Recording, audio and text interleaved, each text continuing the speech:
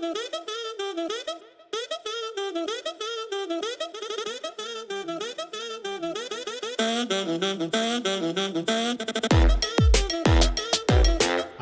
thanks for joining us today. We're talking with Alby Tam. He's a martial artist, I think primarily Muay Thai. Thanks for joining us, Alby. Yeah, thanks for having me, guys. Yeah. So I guess we'll jump right into it. What got you into martial arts?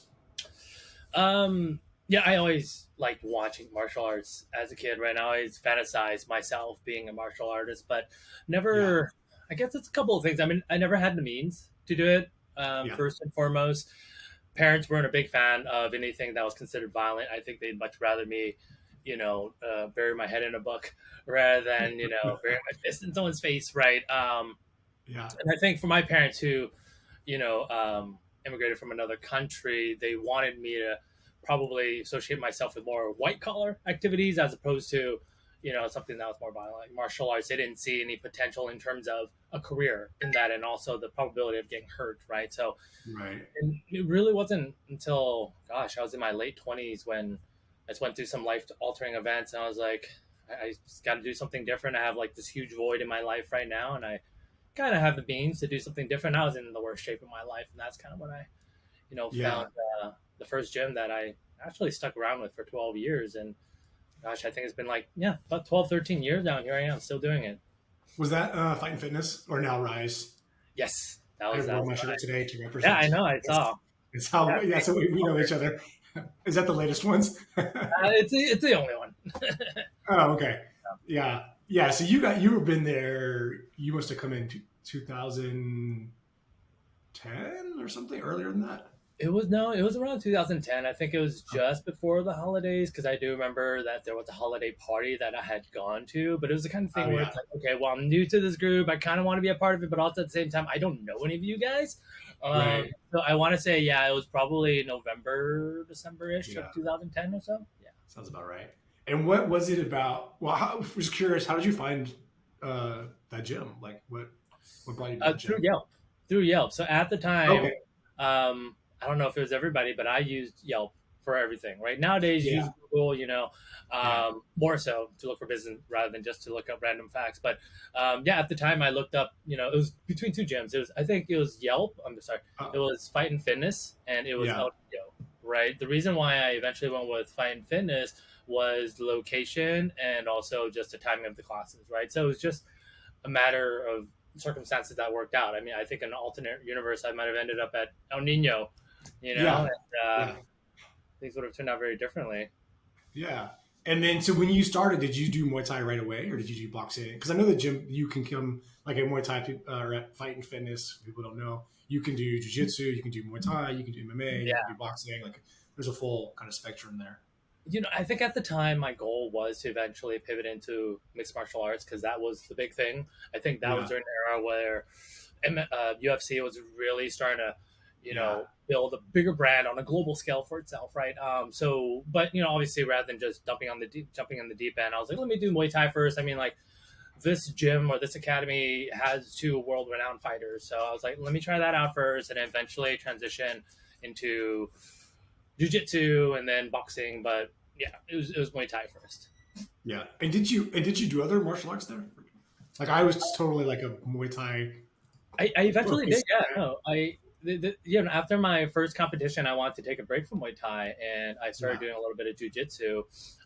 And I did that for about a year or two, and the Rise Combat, formerly Fine Fitness, they just kept switching jujitsu coaches, right? They're transitioning Yeah. coaches. Yeah. I remember that. Yeah.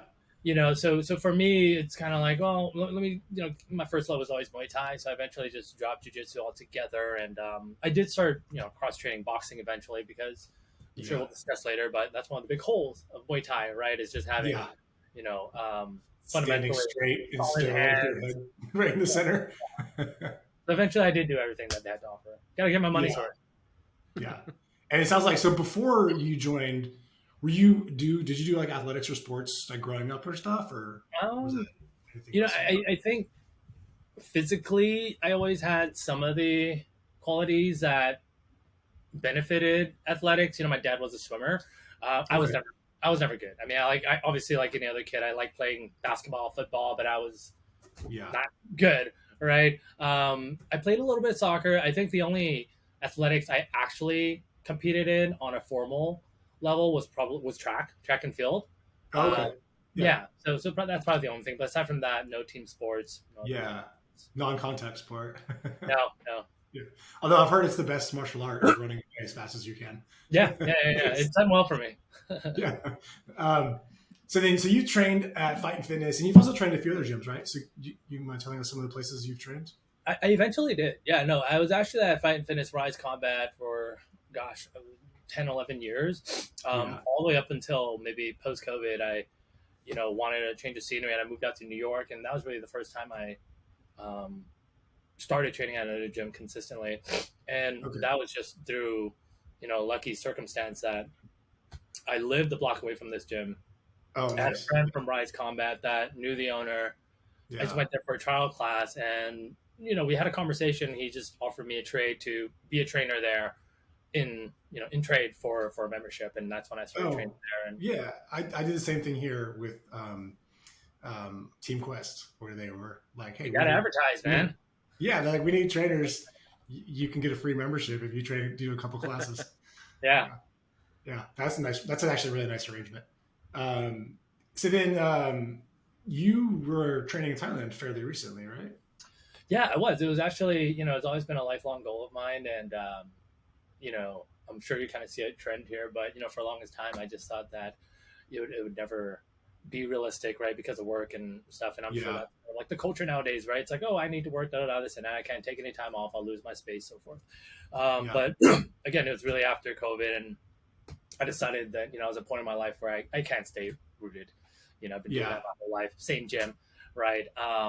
And there was a point in time in my life where I thought, holy hell, this is probably what I'm gonna do for the rest of my life, right? This is my gym, this is my city, this is my house, that's it. You Yeah. know. But again, after COVID, like many other people, just kind of had a lot of self-reflective moments, and I thought, okay, well, I've done everything I could realistically within the city. Let me Yeah. move. When I got to New York, I kind of caught the travel bug a little bit, and I was fortunate enough, or am fortunate enough, to work in an industry where I could have arrangements where I could work remotely, right, within Okay. reason. So before I actually went to Thailand, I went to Amsterdam first, and Okay. first time going to Europe, and I worked remotely there. And the reason why I went to Amsterdam was because I actually wanted to train Dutch kickboxing, right, Yeah. which has similarities to Muay Thai, but they have very different lineages. And eventually, when I went to Thailand, I took the month off PTO, right? Just had all this PTO, Yeah. farmed up, and then I trained in Thailand for a month, and it's incredible. I mean, there's really nothing like it. And how did you pick a gym out there, or how did you find the gym? In Thailand, a lot of Googling, right? Yeah. Yeah. Social media, just, kind of stalking different gyms and trying to see what they had to offer. Pricing obviously what was a Yeah. factor, but I mean, they're all pretty similar. I ultimately went with two arrangements that, we did in parallel. One was we did privates with a coach out there. His name is Jordan Watt, and that was through a referral. I Okay. wasn't too familiar with who he was, but he does train a fighter who previously fought for one championship, now fights for some other high level stadiums. His name is Jordan Watt, and the other one was PK Sanchai, which is a pretty well known, well regarded gym out there. Yeah. I just did those two things in parallel. So PK Sanchai I found on my own, just reached out to the I think directing manager or something and set up, membership there. And then with the Right. Jordan Watt, it was through the referral, and then we did private. So we just staggered the days. Okay. Yeah. And was the training kind of just the gym culture and everything there a lot different than you saw Uh, back in like SF? yeah. It's very, very different from anything I've seen in the States, right? So in the States, the typical gym format is that you go in there, there's one or two trainers, and then that Yeah. one or two trainer facilitates the entire class, right? And for the most part, depending on the type of classes, you either partner up with, whomever, right, in the class, or Yeah. you do a back class, right? And it was kind of the same when I was in Amsterdam too. They did primarily either partner drills or you did back classes. In Thailand, it's a little different. At PK Sanchai, what you would do is you would show up and then you'd get warmed up, and then there's usually a staff of, I want to say, maybe like 10 to 15 coaches, and these Oh are all wow. like former fighters or folks that have been training for a very long time, and their job there is essentially to train people that come in, right? Okay. So whether you're a fighter or you're just a traveler like myself, once They have the time. They'll go ahead and tell you go in the ring, give you 5 rounds of pads, gas you out, and then Yeah. afterwards you go work on the pad at your own discretion. Yeah, so it's very very different. Yeah, but it's So, it's also interesting because there's not as much structure that we're familiar with here, right? Here you receive a lot of instructions. I don't want to say they hold your hand, but it's very formulaic, right? Like you go in, jump rope, do yeah. the class, listen to instructions, cool down, go home. Right there, Yeah. you go in, you can warm up or you cannot. You can just wait around. You do the pads, and then after that, you just kind of walk around. If you want to spar, you just go to some of the guys that are sparring, and you just jump right in. Yeah, Okay. Interesting. So it sounds like there's more kind of one-on-one with like high absolutely level instructors, but correct. then also the gym is yours to just like spar and train if you want to stay and keep doing that kind of thing. That's correct. Yeah. So you could, technically go in there and just work on the bag or just run on the treadmill. If they have weights, you could just work on the weights all the time. Or Yeah. alternatively, you could go in there, do your private with the trainer, and then head on out. It's really, Yeah. it's kind of build your own meal plan. Yeah. Did you feel like it made you better? Like did it improve your Muay Thai? I think so in some ways. I mean, doing the privates with the Jordan 1 absolutely did, right? Because you have an hour one-on-one with, a really high-level coach, and then, he really picks Yeah. up on the nuances and the little things that you need to work on. You don't really get that type of attention here in the States. I mean, you can, right? If you do Yeah. a private session, But right? But sometimes the classes can be like 20 people, 20, 30 correct. people, right? So it's hard to Yeah. have that. And even, I mean, you're a coach too. Like even a class of 10, right? It's hard to manage and actually give everyone the attention they need all the time, right? You can, Right. but it's not as consistent as working Yeah. one-on-one with somebody. Yeah. So with the Jordan 1, absolutely, I felt like, he definitely helped me level up and, picked up like some little details on a granular level that I felt made me better. At Yeah. PK Sanchai, just because you're so immersed in that environment, you just train at a different intensity.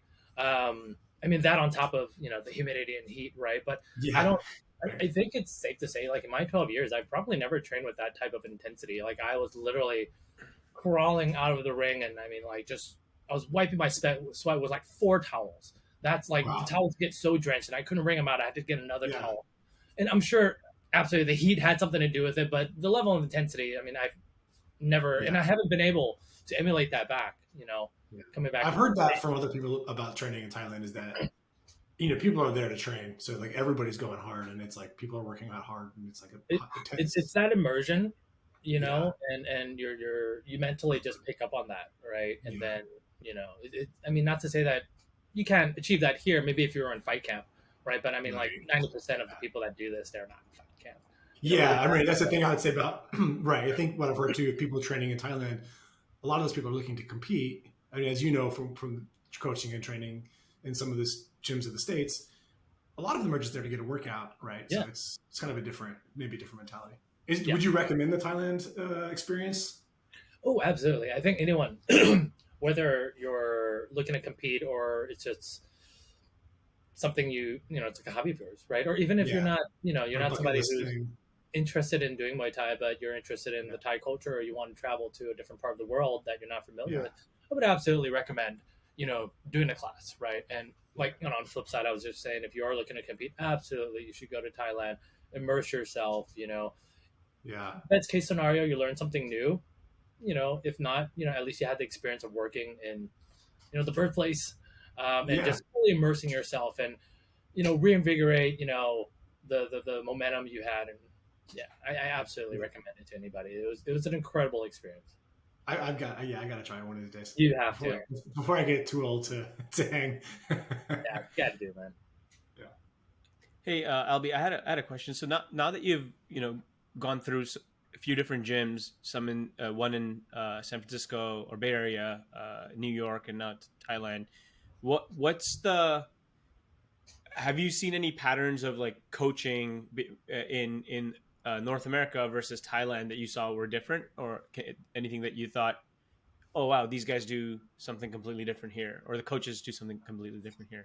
Yeah. So I've had the opportunity to train. It's a couple of different gyms aside from the New York and SF. When I trained at a gym in New Jersey with Kane Sock, I've trained at a gym in LA, the Yard. So what I will say, some of the differences I've noticed is that um, non-Thai trainers, usually with their training classes, just from what I've observed, right, there's a bigger variety of things to teach. Whereas Thai trainers have a very heavy emphasis on the fundamentals.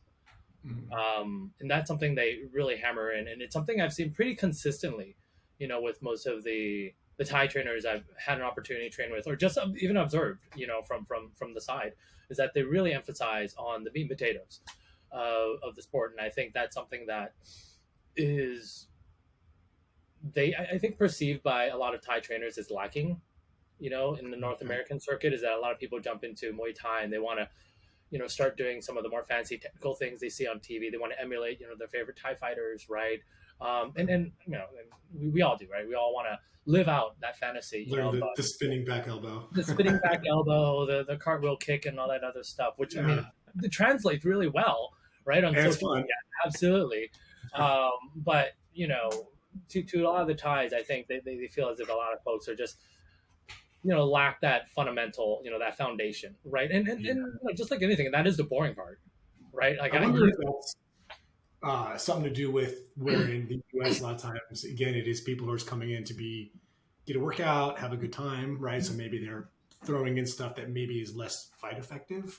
And I think that's a big part of it too, right? So, like you mentioned earlier, a lot of folks who jump into this are really just looking for a workout, or they're looking to learn something new, I think a potential benefit is that they do, advance and get better at the sport, but I don't think that's their MO, right? They're really coming in here to do something engaging, something that's going to help them sweat, and I think because of that, they don't place a lot of value on learning the fundamentals. Like, okay, I'm going to spend the next 5 classes learning how to move forward and backwards. I mean, who the hell wants to do that?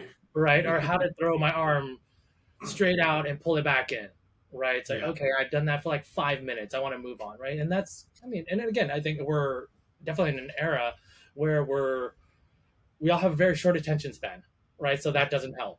Right. We want to move on to the next thing that's more engaging, and I think that's kind of like, the friction point for a lot of the So the coaches in North America cater to kind of what their audience wants, which is keep it fun, keep it engaging, keep it moving, rather than really get the fundamentals right, I guess, is kind of what you're correct. Yeah.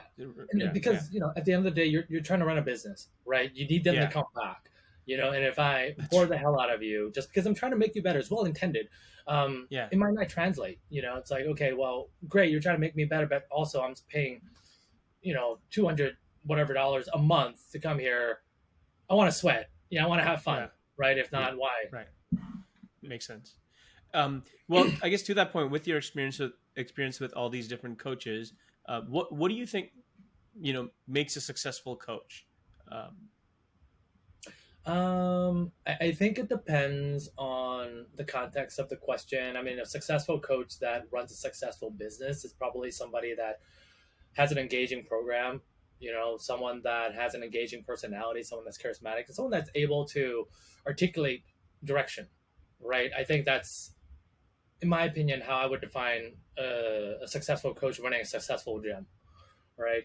I think a successful coach in the context of training fighters or folks that are competing is someone that can understand the weaknesses and strengths of his or her fighters, right? And be able to, compensate the weaknesses with the strengths, and, also have a level of patience and understand their fighter enough to know when to push and when to back off, right? And be able to like connect with them. And that's, obviously a two-sided relationship, but just having that empathy to be able to connect with them, to help them develop.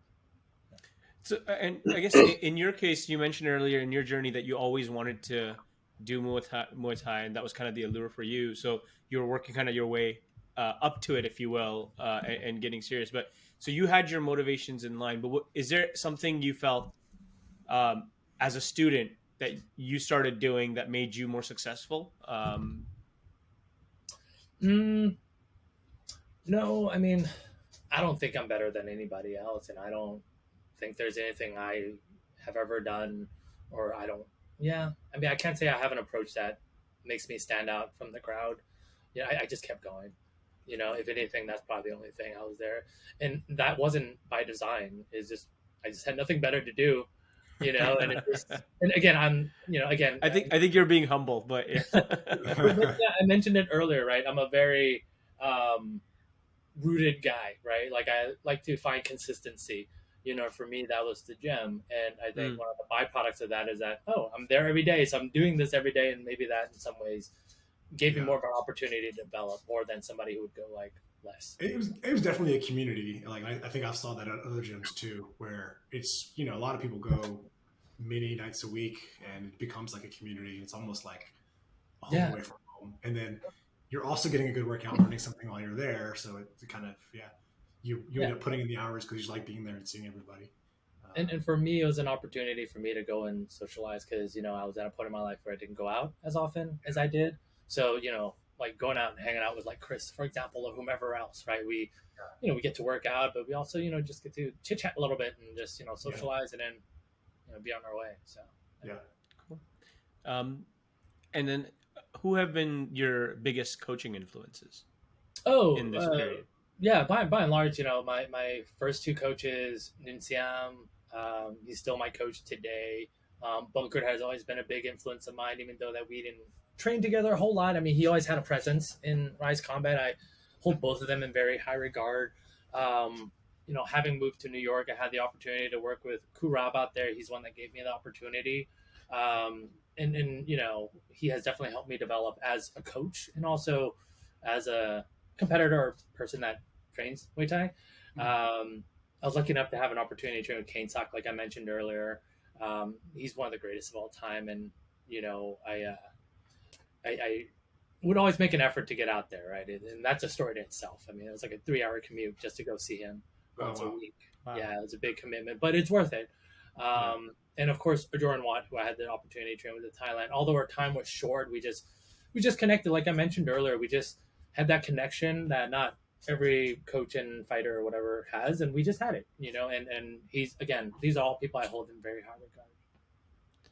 And you mentioned you started coaching as well. So what was the allure towards going into coaching?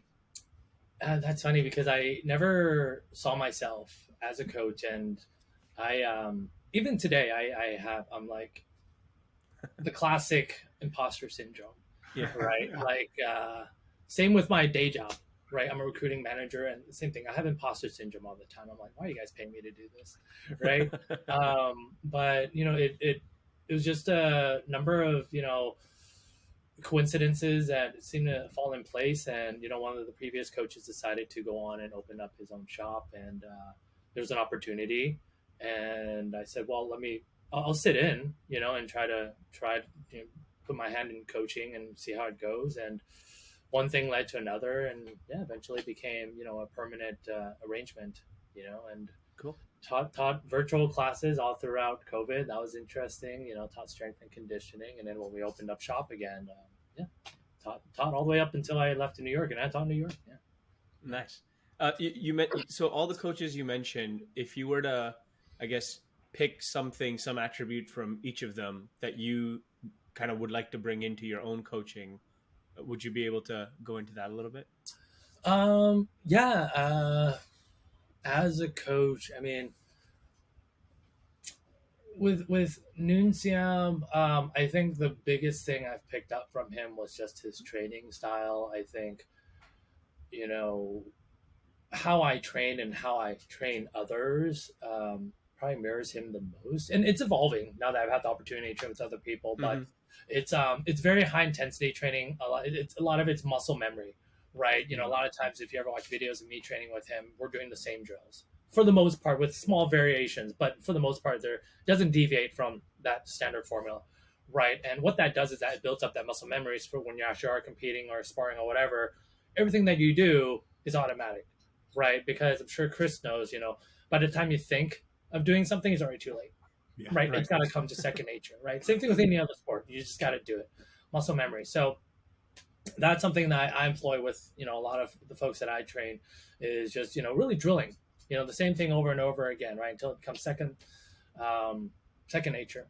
With Bunkered, again, I did not train a whole lot with him. A lot of it was just through observation from the side, but just having a really good attitude towards things. He's always very chipper whenever he teaches classes. He's just a delight to be around, right? And I think that resonates with a lot of folks, especially if they're coming in for the first time, because this is a pretty aggressive environment, Yeah, it right? can be intimidating for sure. Yeah. For the uninitiated, right? You're walking in, you hear these loud bangs, and like, you see like guys and girls just like doing a very violent activity, and you're like, but then you see, a coach who's just, smiling from ear to ear, and you're like, okay, this is not that bad, right? Like, it helps people, lower Keep their it fun. hesitation a little bit, with, and moving on to Kurab, he's just really good at articulating, right? Like he really breaks down the nuances, and I think a lot of that is because of the language barrier. Whereas like Niahn and Bunker, obviously they're not from this country, they're able to communicate, but the vocabulary, is going to be limited, right? Naturally. Whereas, Kurab is from the States, and he is able to articulate a lot of things. And, that's something I've tried to pick up on. But you also want to do it at a level where you're not overwhelming people, right? You just want to be short and concise, right? This is what you need to do. I'm going to keep it very simple. Kainzak and a Jorn Wad with them is just, really I think the stuff that I've learned from them kind of helps me more when I'm helping individuals on a one-on-one basis as opposed to crowd setting, because I've only worked with them in a one-on-one environment, and it really just chalks up to taking your time, focusing on little things, but also keeping things engaging, which means like, hey, we're going to work on this for maybe a couple minutes, but then we're going to move on. Right? If you don't get it today, it's okay. We can just come back and revisit, right? As opposed to, hey, let's spend the next 3 hours working on this one thing. It's like, okay, I'm gonna fall asleep. It's like, okay, let's work on this. If you don't get it, that's totally fine. Let's work on something else, right? And it makes you feel better too, right? Because if you're working on something over and over again and you're not getting it, that's very demoralizing. So I think the way they structure it's like, okay, well, it seems like we're not getting it today. Let's sidebar that and let's move on to the next thing. So those are some of the things that I picked up, and I'm sure there's others as well, but top of mind, those would be the Awesome. Any memorable advice that you received from a coach? Yeah, don't suck. Very specific. No, like memorable advice, not so much. I mean, none of the five I've mentioned are I would consider sages. I mean, they're really good at what they do, but we've never had any philosophical conversations. Didn't I meditate think on the mountain. I think if I were to pick one, it'd probably be Bunker. This is not something he's ever said, but it's just always something I've interpreted. Is just have fun with what you're doing, whether you're coaching, whether you're training, or whether you're competing, right? And this is something I try to do. I haven't competed in a very long time, but when I did, like, have fun, smile in there, right? Because I mean, approaching something from a place of happiness, and this sounds so cheesy, but approaching something from a place of happiness is much more effective than approaching something from a place of aggression, right? And it's always done well for me. So. And I guess that's awesome, because I mean, you started this because you thought it would be fun, so you want to keep it fun no matter what you're doing. So yeah. It makes sense. What's a surprising thing about coaching is you as a coach that you've learned? It's hard.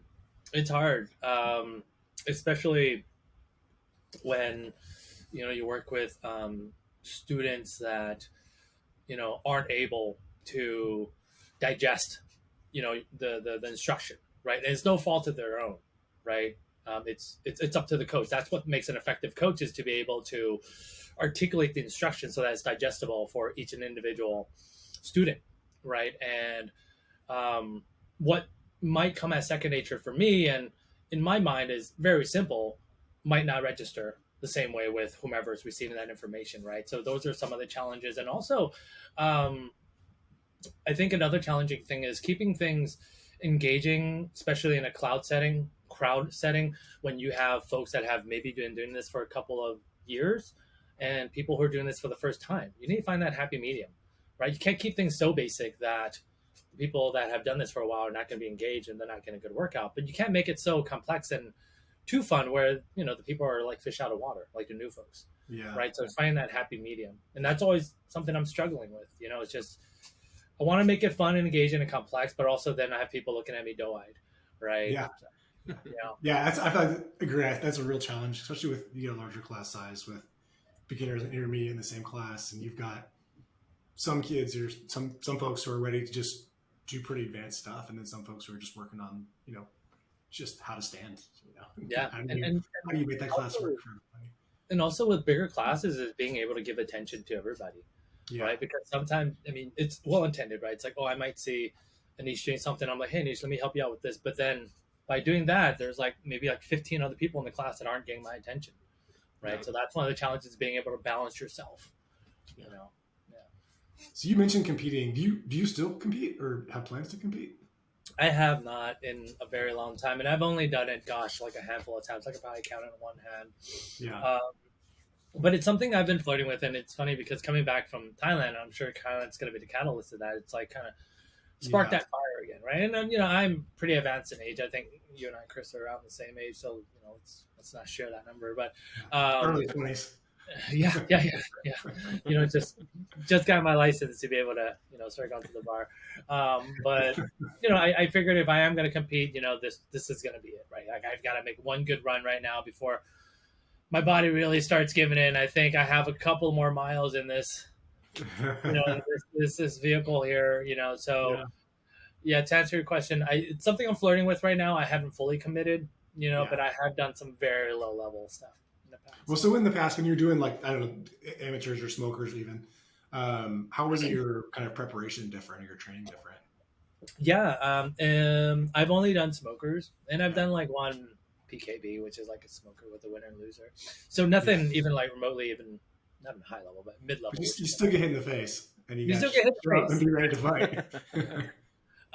But my preparation is always the same, right? It's like the first thing is if I'm not running, absolutely got to start running, right? Get that gas tank up. Second is I'm always at the gym anyways, but the level of intensity obviously is going to be dialed up. Thirdly is the diet, and that's probably the worst part about it, is just being on that strict diet, because I don't know how many people know, but like the eating part's not the hard part. It's just the mood swings, right? And how that affects everything else. You're angry for like a week. It makes you grumpy, and like you have to just become a hermit because like any kind of socializing is going to involve some kind of like food or drinks, right? Or it takes incredible discipline, which I lack. So those are probably the main three things, right? It's like really getting on the road, getting that road work in, dialing up the intensity of training, and also eating things I don't want to eat. Right. And then so maybe like the day of the smoker or the weigh-in and stuff, do you have any rituals for keeping yourself calm and no, I don't have any rituals per se, but I do notice that I'm usually pretty zoned out, it's probably the same for you, but it's just like the day of, like, I'm very chatty, obviously, right? But the day of, I'm like the complete opposite. It's not that I don't want to, it's just not there, and it's not like I'm trying to be stoic or like serious. It's absolutely not. That's not by design. It's just, I just don't have it in me because I'm so laser focused. Like essentially I'm waiting for that time between now and the fight to pass just so I can get it over with. That's all. Like, anything in between is just a wash. And people might not know, but for smokers in particular, you can be waiting for hours. Like, oh yeah, and because I'm not like big or anything, but I'm in a higher weight class than most people that do this, so I'm usually at the tail end, which sucks. Okay, yeah, you sit for hours and think about what's going to happen. That's the worst part. No. Yeah. Do you have any advice you give somebody going into their first smoker or thinking about going into a smoker? Anyone that's thinking about getting into it, just do it. If it's just like like a small thought in your mind, just do it. Why not, right? Whether it's a bucket list item or whether you want to see how well you are compared to others, or if you want to see if you really are as good as you feel you are, absolutely, I would consider doing it. Right? Smokers for the most part are pretty low risk. No winners and losers, and it's just an exhibition, right? And at the end of the day, you're more likely to get hurt during training or just like walking down the street than you are in a smoker. I mean, it does happen, but probably it's not that high. You're not going to get severely injured unless it's like a freak accident.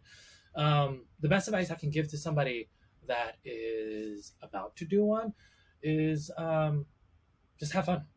Go in there with that mentality that I'm in there to have fun, right? If I do well, incredible. The hard work is behind you already. Right. If you trained properly, like all the hard work is behind you already. Like on that stupid diet, all that damn running you're doing, all those days where you're just huffing and puffing from training, getting beat up by your training partners, all that's behind you.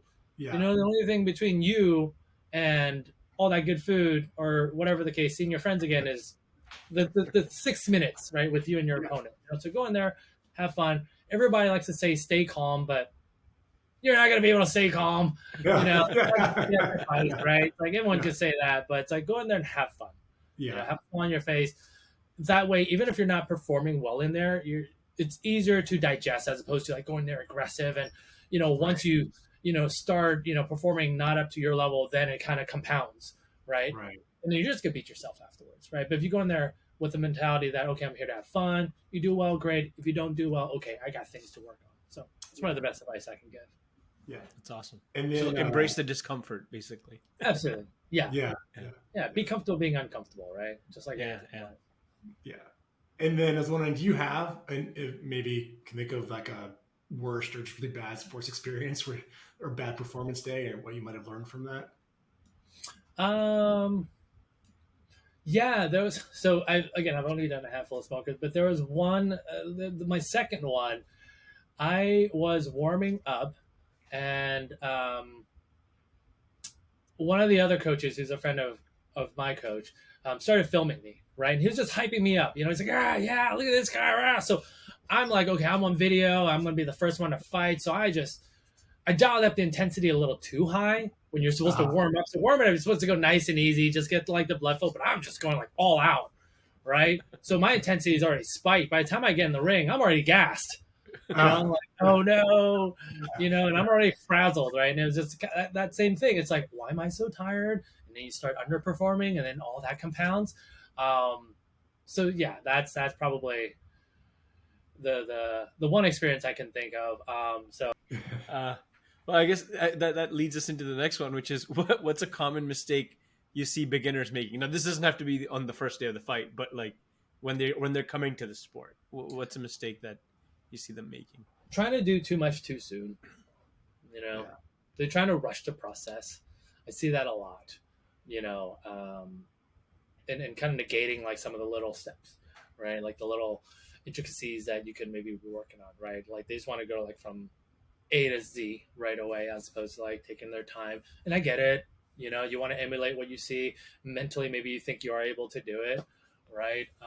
But yeah, I think that's probably the main thing. People are just like rushing the process. No one likes to. I mean, again, it's boring, right? If you have to like take all the little steps in between, but something you got.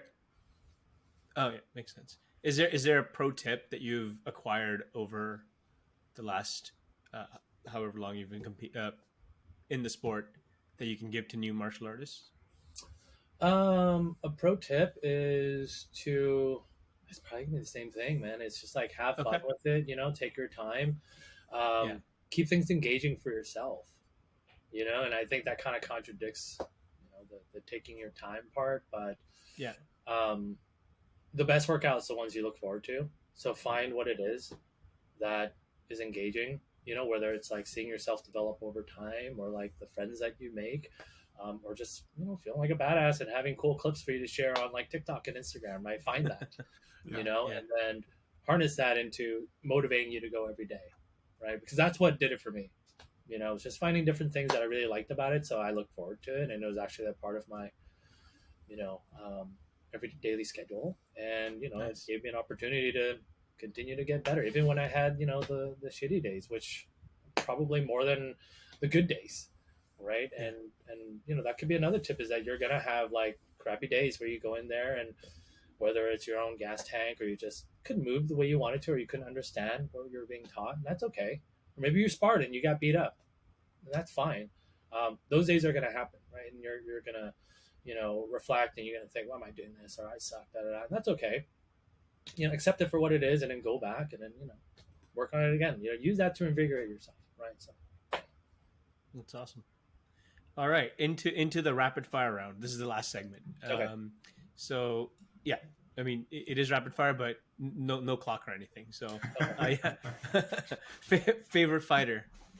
Favorite fighter, Samat Paikaran, yeah. And if you were to compete again, what would your walkout song be? It would be Kanye's. I think it's Amazing. I think that's the name Oh, of the nice. song. Kanye's That's a good Amazing. I think track. it's that one. Yeah, yeah, it's a good one. Favorite Muay Thai gear? Favorite Muay Thai gear. It's not really a Muay Thai gear, but I really like my Grant boxing gloves. Oh, okay. Yeah, Cool. or Winnings. Cool. I mean, everyone says Winnings, right? But I really like my Grants. Okay. And then favorite combo or drill? For me, it's probably the left cross followed by the left kick because Right. I'm a You're- southpaw, so I'll behind. So I'll blind you and then I'll kick you. Yeah. Yeah. Nice. And then least favorite exercise? Oh, least favorite exercise: burpees. Yeah. Or running. No one likes to run. Yeah. Well, that's all I have Yeah. for in terms of questions. Thank you so much, Alby, for your time. Yeah. It This is was great. It was great. Yeah, I learned a lot. Thanks Just for listening. having me. This was Yeah. fun. Yeah. For Awesome. sure. If you'd like to learn more, like and subscribe to the channel, and then follow us on protip.app. Thank you. Yeah. Thanks, Alby.